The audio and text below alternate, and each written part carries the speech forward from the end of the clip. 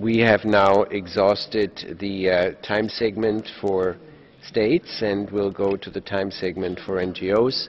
The first one is Verein Südwind Entwicklungspolitik. You have the floor. Thank you, Mr. President.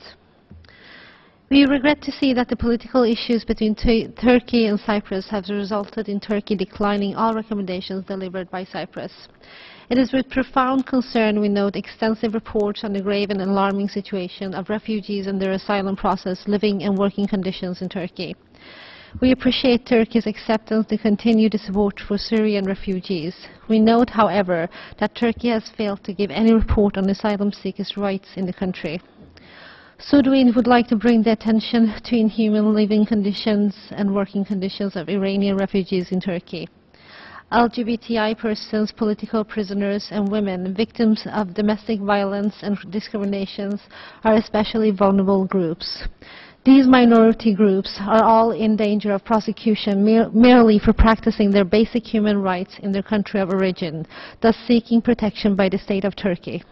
We, however, regret to see that the state of Turkey fails to fulfill their obligations toward the Human Rights Conventions. Turkey accepted and ratified the International Convention on the Protection of the Rights of all migrants and members of their families. However, we note continuous reports showing Turkey's shortcomings in regards with the aforementioned. Refugees do not enjoy the right to work in healthcare and receive discretionary reports from the government. Child labor is an ongoing issue amongst refugees, as well as severe injuries suffered by workers at workplaces with inhuman work conditions.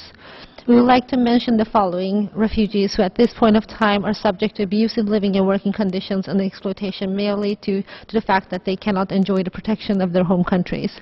Mr. Ali Reza Javan Mardi, Ramazan Fatih, and Abbas Zarei are amongst many who are suffering these conditions in Turkey. We urge the Turkish government in the strongest possible terms to abide by its obligations to the International Convention on the Protection of the Rights of all migrants and members of their families.